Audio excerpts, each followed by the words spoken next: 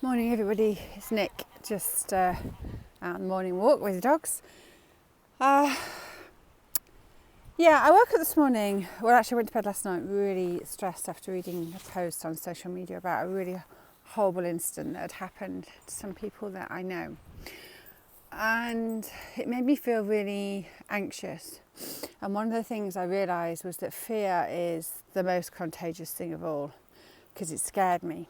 So they'd been verbally abused while they'd been out walking, and it wasn't pretty shitty, it was very shitty, and unacceptable really. And it makes me feel sad that humanity can react like that. But the big thing it made me realise is how contagious fear is, and how easily it can slip into your life if you let it. Now, I've got to admit and say that fear, anxiety, they kind of walk by my side most of the time. And I know that they're there, and I know that they could very easily take control of my thoughts and my actions. And I work each and every day to make sure that they don't. And I work each and every day to make sure that I choose love, and that I choose to embrace life, and that I choose to move beyond the fear and do it anyway. But there was something really deep-seated last night, and this morning I woke up and there was a real knot in my tummy, and I felt really stressed, and I thought the first thing I'm going to do is get ready and go out for a walk and really try and dispel this anxiety and fear, because I don't want to spread it, and I don't want to be consumed by it. And actually I find it a bit unhelpful, if I'm honest, that we're using the phrase social distancing, because to me it's about physical distancing.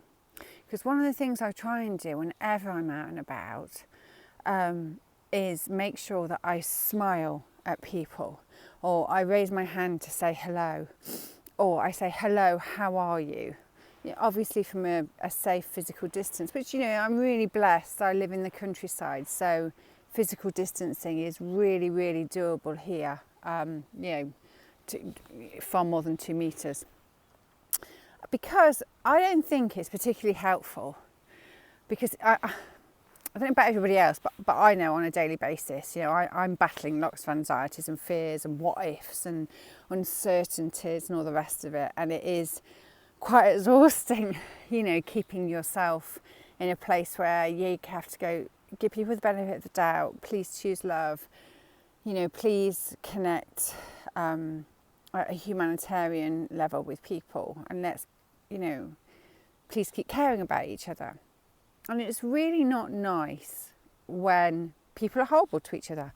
And it's really not nice when, you're at the shops, if you're going to get your essentials, or you're out for a walk, and you see people with fear and angst in them. And it doesn't make you feel very nice. So it won't make them feel very nice if they see it. So I think it's really important that we practice physical distancing. But I don't think we should be socially disconnecting with people. So and I'm always going to make an effort to give people a smile and to ask people how they are, and to raise my hand in greeting, and to try and give others some level of reassurance and humanity and camaraderie and solidarity, rather than coming from a place. I've no doubt that these people who were verbally abusive were actually coming from a place of real fear and angst, and God knows what their story is. I mean, who knows what any of our stories are. But I don't ever want to be that person that comes from that place, because it is just so toxic and it is just so destructive. And given the fact that we are all absolutely hanging on, I think, hanging on some days by our fingernails to keep it together, the last thing we need is somebody giving somebody else a shove in the wrong direction. It really is the last thing we need.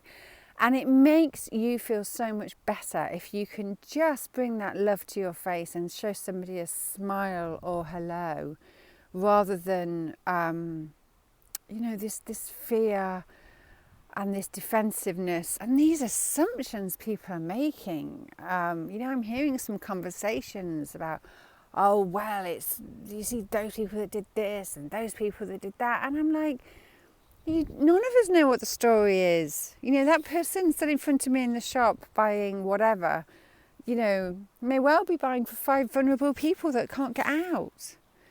A group of people walking together may well be an extended family that live together. I don't know. And it's not up to me to judge, and it's not up to any of us to judge. And I think it just really made me, and I'm glad, I'm glad that it made me feel the way it made me feel, because it inspires me to action. It inspires me to get up and to put stuff out there to say, don't do it. Don't do this judgment. Don't do this fear. Don't do this anger. Don't do this resentment. Do your physical distancing. But at the end of the day, humanity comes first. Love your fellow human beings. Treat them with respect. Show them some love, because right now we all need it.